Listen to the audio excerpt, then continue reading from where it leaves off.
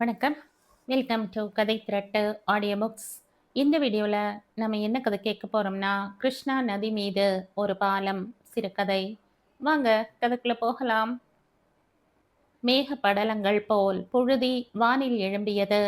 கடைசி லாரி சிமெண்ட்டும் வந்து இறங்கியாகிவிட்டது.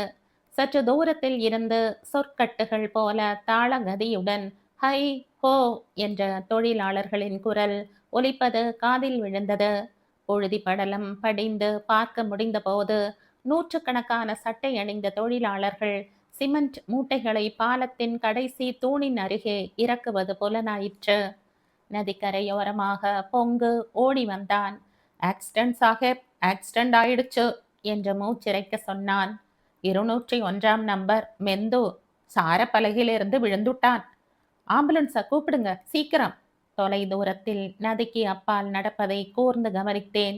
மிதக்கும் பனி புகையைப் போல் எல்லா இடங்களிலும் புழுதி வியாபித்திருந்தது. அவன் மூழ்கிவிட்டானா என்று மேற்பார்வையாளரை நோக்கி இறைந்தேன். அவன் கிணற்றில் விழுந்து விட்டான் என்று அவன் பதிலுக்கு கத்தினான். சற்று நேரம் தாளகதியோடு ஒலிக்கும் ஹை ஹோ சத்தம் நின்றது. ஜல்லி அரைக்கும் இயந்திரம் கூட நின்று போயிற்று. கட்டி முடிக்கப்படாத பாலத்தின் மீது ஆண் பெண் குழந்தைகள் தங்கள் உயிரை லட்சியம் செய்யாமல் ஓடினார்கள். அவர்களை தடுத்து நிறுத்து நிறுத்து என்று மேற்பார்வையாளர்களை பார்த்து கத்தினேன். ஆனால் 1000 தொழிலாளிகளின் பயங்கர ஆர்வத்தை எப்படி தடுத்து நிறுத்த முடியும்? அதுவும் அவர்களில் ஒருவருக்கு ஆபத்து ஏற்பட்டிருக்கும் போது. விபத்து நடந்த இடத்தை சீக்கிரமாக அடைய வேண்டும் என்று அவசரமாக படகில் ஏறினேன். ஆற்றின் நடுப்பகுதியை அடைந்த போது அரசாங்க விசைப்படகு எதிரில் வந்தது. தலைமை பொறியாளரான ரங்கநாதராவ் பயந்து போயிருந்தார். மறுபடியும் விபத்து நேர்ந்து விட்டது, இந்த பாலம் பல உயிர்களை பலி வாங்கிவிட்டது என்று படகு துவாரம் வழியாக எட்டி பார்த்து சொன்னார். பாலத்தை தாங்கும் 5வது தூணை நோக்கி நாங்கள் விரைவாக சென்றோம். மூழ்கிய மெந்துவை எப்படியோ கண்டெடுத்து 5 மைல்களுக்கு அப்பால் இருந்த மருத்துவமனைக்கு விரைந்து கொண்டிருந்தார்கள். இந்த ஆண்டில் இது 5வது விபத்து. ஹை ஹோ ஹை ஹோ என்ற கதி மீண்டும் தொடங்கியது. கிரேன் ஒரு முறை சுற்றி வந்தது. அரைவை இயந்திரம் கற்களை போட்டு மசிக்க தொடங்கியது. தொழிலாளர்கள் பாலம் கட்டும் சாரத்தின் மேலும் கீழும் வேகமாக இயங்கிக் கொண்டிருந்தார்கள். பாலம் கட்டப்படுவதை கண்ணால் பார்த்தவர்கள்தான் அந்த வேகத்தை உணர முடியும். இரவென்றும் பகலென்றும் பாராமல் மனிதர்கள் சங்கிலி தொடராக கட்டுப்பாடான உடல் அசைவுகளுடன் தொடர்ந்து வேலை செய்கிறார்கள். காங்கிரீட் கலவையை அரைக்கும் இயந்திரங்களும் மேட்டையும் பள்ளத்தையும் சமன் செய்யும் ராட்சச இயந்திரங்களும் கனமான கிரேன்களும் பின்புறத்தில் தங்கள் வேலைகளை செய்கின்றன. நதியின் இரு கரைகளையும் இணைக்க மனிதர்களும் இயந்திரங்களும் ஒருமுகமாக முனைந்து ஒத்துழைக்கிறார்கள். அதுவும் கிருஷ்ணா நதியின் இரு கரைகளையும் இணைப்பதற்கு. சகயத்ரி மலையில் பிறந்து மலை அருவிகளாக விழுந்து கிருஷ்ணாவாக தவழ்ந்து கர்நாடகாவில் பாயும் நதி இந்த நதி. பிறந்த மலை பிரதேசமும் பாயும் சமவெளியும் ஒன்றுக்கொன்று எப்படி வேறுபடுகின்றன? நாங்கள் மகாபலேஸ்வரர் போய்க் கொண்டிருந்த போதுதான் நான் கிருஷ்ணா நதியை வேய் என்ற இடத்தில் முதலாக பார்த்தேன். கற்களின் மீதும் பாறைகளின் இடுக்குகளிலும் நீர் ஓடையாக குதித்து வழிந்து ஓடிக்கொண்டிருந்த கிருஷ்ணா ஒரு பெரிய நதியாகவே தோற்றமளிக்கவில்லை. ஆங்காங்கே சிறிய பெரிய பள்ளங்களில் விழுந்து பெரும் பாறைகளுக்கு மத்தியில் சலசலவென்ற சிற்றோடையாகத்தான் ஓடிக்கொண்டிருந்தது. மகாபலேஸ்வரில் எனக்கு தந்தி கிடைத்தது. கிருஷ்ணா நதி மீது பாலம் கட்டுவதற்காக நான் பிரிக்கண்வா என்ற இடத்துக்கு உடனே போகும்படி உத்தரவு வந்தது. ரங்கநாதராவ் கோபத்தோடு இறைந்தார். தேங்காய் உடைத்து பூஜை பண்ண வேண்டும் என்று நான் அப்போதே சொன்னேன். இல்லாவிட்டால் தூண்களை எப்படி எழுப்ப முடியும்? இந்த காலத்து இளைஞர்களுக்கு எல்லாம் தெரியும் என்ற எண்ணம். பூஜை புனஸ்காரங்களில் நம்பிக்கை கிடையாது. ஒரு தேங்காயினால் ஒரு விபத்தை தடுத்து நிறுத்த முடியுமா என்ற கத்த வேண்டும் போல் இருந்தது.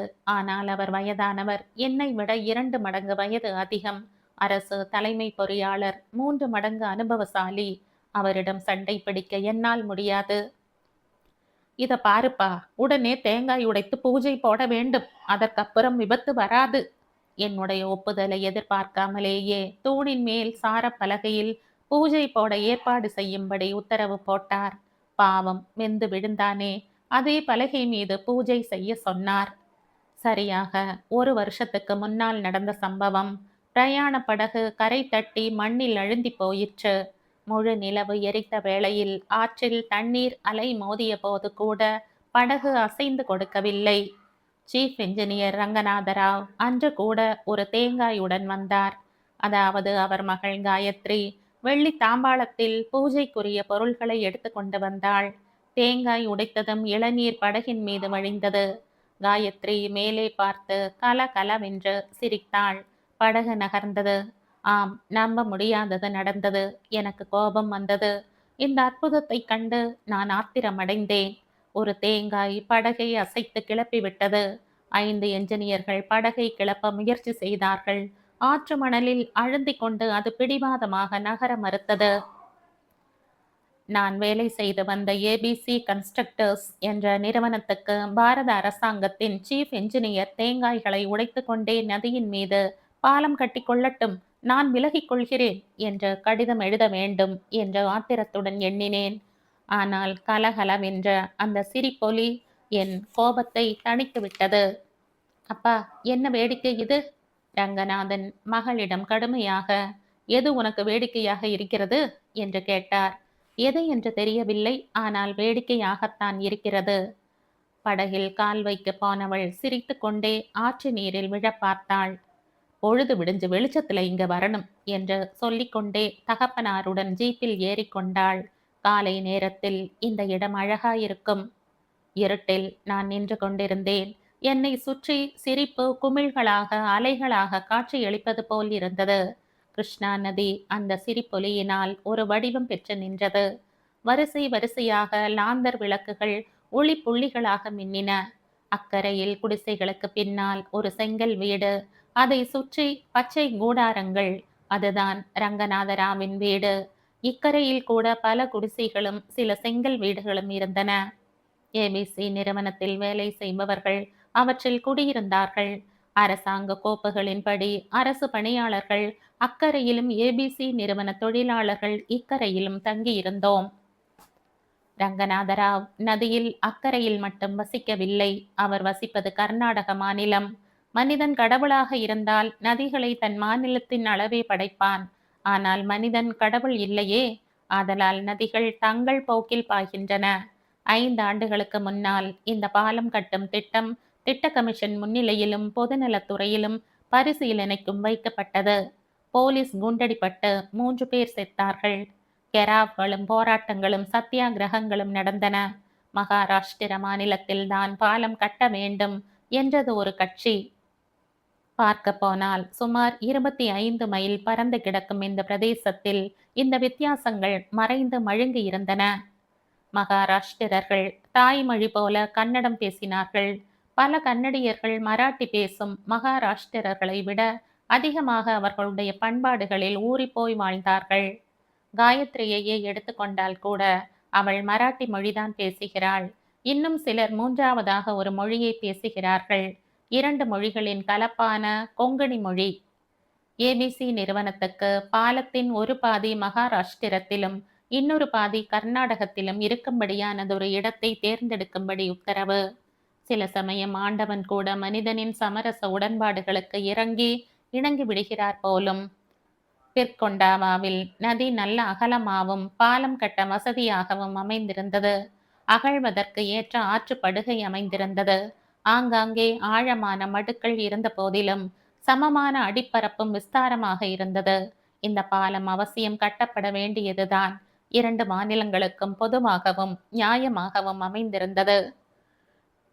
பிரகாஷ், அரசு படகில் இருந்து காயத்ரி அழைத்தாள். உங்க அம்மா வந்தாச்சா? வந்துட்டா. நேத்து சாயங்காலம் வந்தா.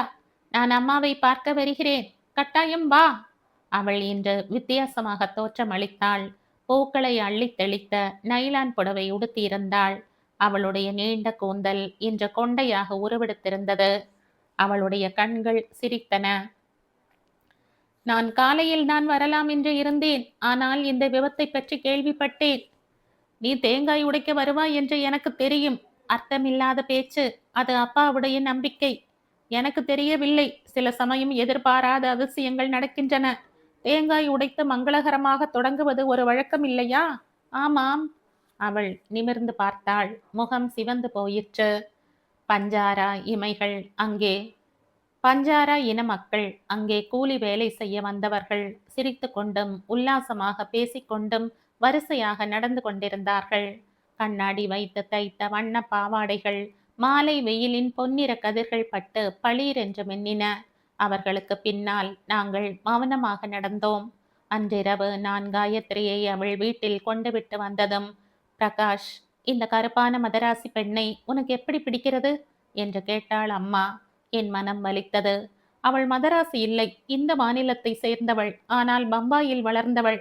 எப்படி இருந்தாலும் அவள் மதராசிதான். 60 வயது நிறைந்த அம்மாவின் சிவந்த நிறம் பளபளவென்று பழுத்த பழம் மாதிரி இருந்தது. அவளுக்கு தெற்கு என்றால் மதராசி, வடக்கு என்றால் பஞ்சாபிதான். அம்மா, இதில் என்ன வேறுபாடு இருக்கிறது? சரி, இதை பற்றி பேச வேண்டாம். தன் வெள்ளை புடவையின் தலைப்பை தலையில் போர்த்தி கொண்டு அம்மா ஜபம் செய்ய தொடங்கினாள். ஜபம் பண்ணிக்கொண்டே, மாற்றலுக்கு எழுதி போடேன், எத்தனை நாள் இந்த அத்வானத்தில் இருக்க முடியும் என்றாள். பாலம் கட்டி முடியும் வரையில் நான் இங்குதான் இருந்து தீர வேண்டும். அம்மாவுக்கு அது தெரியும். அந்த பிரதேசத்தில் நடந்த கலவரங்களுக்கு பிறகு என்னுடைய நிறுவனத்துக்கு கட்சி சார்பற்ற சமயப்பற்றற்ற ஒரு என்ஜினியரை அனுப்பும்படி கட்டளை வந்தது. எந்த மாநிலத்துக்கும் சொந்தம் கொண்டாட முடியாத சிந்திக்காரனை தவிர யார் இதற்கு தகுதி உடையவனாக இருக்க முடியும்? சிந்திக்காரனுக்கு எந்த எல்லைக்கோடும் இல்லாததற்கு காரணம் வரலாற்றில் நிகழ்ந்த ஒரு தவறுதான். பிரிவினையின் துயரத்தையும் வேதனையையும் தன் பெற்றோரின் முகத்தில் பார்த்த ஒரு சிறுவனுக்கு, வேர்கள் இல்லாத ஒரு பண்பாட்டில் மலர்ந்தவனுக்கு, கிருஷ்ணா, காவேரி, கங்கை, கோதாவரி எந்த பாலமானாலும் அது ஒரு நம்பிக்கையின் ஆரம்பம், வாழ்க்கையின் உயிர்ப்பு. நான் ஆற்றின் கரைகளை கண்காணித்தேன். இருபுறமும் குழிகள், ஆங்காங்கே மாமரங்கள், மண்டிய புதர்கள். வெயில் காலமானதால் தண்ணீர் உறிஞ்சப்பட்டு கரையோரங்களில் ஓடாமல் நின்றது. ஆற்று படுகையின் மத்தியில் மட்டும் தண்ணீர் சலனத்துடன் ஓடுகிறது. ஆனாலும் அக்கறை வேறு மாதிரி தோன்றுகிறது. அங்கே மத்திய அரசு ஊழியர்களின் குடியிருப்புகள் இருக்கின்றன. ரங்கநாதராவ் அங்கே வசிக்கிறார். அன்றிரவு காயத்ரியை வீடு வரை கொண்டு விட சென்றபோது அவள் ஏதோ தன் ஜாதகத்தை பற்றியும் தன் உறவினரான அசோக் பற்றியும் ஏதோ முணுமுணுத்தாள். என் உள்ளத்தை பாதிக்காதபடி மெல்ல பேசினாள். இக்கரையில்தான் என் உறவினர்கள் இருக்கிறார்கள். என் வேர்கள் இங்குதான் படர்ந்திருக்கின்றன. என் உணர்வும் ஆத்மாவும் இங்கேதான் ஒன்றாக கலந்திருக்கிறது. இதை கடக்க நான் முயற்சி செய்தால் மூழ்கி போவேன் என்று மென்மையாக சொன்னாள். கடைசி மாதங்களில் பாலம் வளர்ந்து அக்கறையை தொடுவதை நான் பார்த்து கொண்டே இருந்தேன். திறப்பு விழாவுக்கு யார் வருவார்கள்? மத்திய அரசு மந்திரிதான், சந்தேகம் என்ன? அவருடைய அலுவல்களுக்கிடையே தன் வசதிக்கேற்ப வருவார். இரு பக்கங்களிலும் மக்கள் திறப்பு விழாவை ஆவலுடன் எதிர்பார்த்து காத்து கொண்டிருக்கிறார்கள். உடனே பாலத்தை உபயோகப்படுத்த ஆசைப்படுகிறார்கள். ஆனால் மாநில கட்சிக்காரர்கள் பிடிவாதமாக இருக்கிறார்கள். இக்கரையில் தொழிலாளர்கள் தங்கள் மூட்டை முடிச்சுகளை கட்டிக்கொண்டு கிளம்பி விட்டார்கள். அது ஒரு வண்ண ஊர்வலமாக இருந்தது. பல வண்ண பாவாடை அணிந்த பஞ்சாரா இன பெண்கள் வெள்ளி ஆபரணங்கள் அணிந்து கொண்டு தங்களுடைய உடைமைகளை கழுதைகள் மீதும் துணி போர்த்திய வண்டிகளிலும் ஏற்றிக்கொண்டு நன்றியுள்ள நாய்கள் பின்தொடர கிளம்பி போனதே அழகாக இருந்தது. அதுவரையில் அவர்கள் வசித்த வைக்கோல் கூரை வீடுகளை பிரித்து போட்டபோது அவர்கள் அழுது கொண்டும் சிரித்து கொண்டும் வளைய வந்தார்கள். அவர்களுடைய வாழ்நாளில் சில ஆண்டுகள் ஏதோ ஓரளவு பொருள் சம்பாதிக்க இந்த பாலம் காரணமாக இருந்தது. அக்கரையின் திறப்பு விழாவுக்கு பரபரப்பாக ஏற்பாடுகள் நடக்கின்றன. படகுகள் நதியில் மிதந்து சென்று விட்டன. விசை படகுகளை கரை ஏற்றியாகிவிட்டது. கிரேனை பகுதி பகுதியாக கடற்றி கொண்டிருக்கிறார்கள். கலவை இயந்திரம் மழையில் சொட்ட சொட்ட நனைந்திருக்கிறது. காயத்ரி தன் பெற்றோருடன் வெல்காம் போகிறாள். நாளைக்கு இந்நேரம் போயிருப்பாள். நானும் சாமான்களை கட்டி கொண்டு வீட்டுக்கு போக வேண்டும். ஏபிசி நிறுவன நிர்வாகிகள் நாளை எங்கே வருவார்கள். இன்னொரு பாலம் கட்டப் போக வேண்டும் என்பார்கள். நான் சம்மதிக்கப் போவதில்லை. தொழிலாளர்கள் சமையல் செய்ய அடுப்பெரித்து கருத்து போன தரையை கடந்து தோண்டி வருகிறான். என்ன, கோவில் ரொம்ப அழகா இருக்கு, வந்து பாருங்க. அது ஒரு சிறிய நீளவாட்டில் கட்டப்பட்ட அறை. மேலே ஒரு குவிந்த மாடம், உள்ளே 3 சிலைகள். ஹனுமானும் ஸ்ரீகிருஷ்ணனும் குங்குமம் அப்பி சிவந்து காணப்படுகிறார்கள். கணபதி எண்ணெய் காப்புடன் காணப்பட்டார். என்ன கூலி? கூலி கொடுக்கல சார். தாங்களாவே கட்டினார்கள். பஞ்சாராக்கள் கூலி வாங்க மறுத்து விட்டார்கள். இந்த சிலைகள் நாளைக்கு இந்த கிராமத்து ஜனங்கள் எல்லோரும் ஆயிரக்கணக்கில் வருவாங்க. சாமி சிலைங்க ரொம்ப விலை இல்ல. இங்கேயே கிராமத்துல அடிச்சதுதான். மீதி இருந்த சாமான்களையும் செங்கல் சிமெண்டையும் வைத்து 3 ஆண்டுகளாக தங்களுக்கு உணவளித்த நதிக்கு காணிக்கையாக ஒரு கோவில் கட்ட ஆசைப்பட்டார்கள். விக்கிரகங்களுக்கு நான் பணம் தந்து விடுகிறேன். யோசிக்காமல் தோண்டியின் கையில் ரூபாயை வைத்தேன். அவன் திகைத்து நின்றான். ரங்கநாதன் ஐயா தருவதா சொல்லியிருக்காங்க. சரி, பரவாயில்ல. நீண்ட பாலத்தின் அருகில் கோவில் மிக சிறியதாக தோன்றியது. அதிசயம் என்னவென்றால் அந்த சிறு கோயில் அந்த காட்சிக்கு பூரணத்துவம் அளித்தது. நான் கோவிலுக்கு வெளியே உட்கார்ந்தேன். ஒருவேளை வீட்டின் தனிமையில் என்னையே நான் சந்திப்பதை விரும்பவில்லையோ என்னமோ. மாலையில் பாலத்தை பார்க்க ஜனங்கள் கூட்டம் கூட்டமாக வந்தார்கள். அரசு ஊழியர்கள், வீட்டு குழந்தைகள் அங்கும் இங்கும் ஓடித் திரிந்தார்கள். இந்த கும்பலில் இருந்து திடீரென்று காயத்ரி எதிரே வந்தாள். அவளுடைய முகத்தில் வருத்தத்தின் சாயல் படிந்திருந்தது. கோவில் அழகாயிருக்கிறது என்றாள். ஆமாம், என்ன யோசித்துக் கொண்டிருக்கிறாய்? இந்த நாசமாய் போகிற பாலத்தை கட்ட நான் ஏன் வந்தேன் என்று தான் நினைத்து கொண்டிருக்கிறேன். என் வார்த்தைகள் அவளை நோக செய்தன. அவள் முகத்தில் வேதனை தெரிந்தது. சற்று நேரம் பொறுத்து மென்மையாக காயத்ரி சொன்னாள். நான் அதன் வழியாக உன்னை வந்தடையத்தான். கிருஷ்ணா நதியே அதற்கு சாட்சியாக இருந்தது.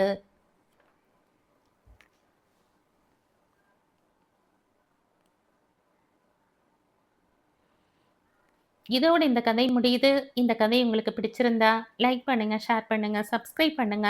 மற்றும் ஒரு இன்ட்ரெஸ்டிங்கான கதையோட அடுத்த வீடியோல சந்திப்போம். பாய். தேங்க்யூ.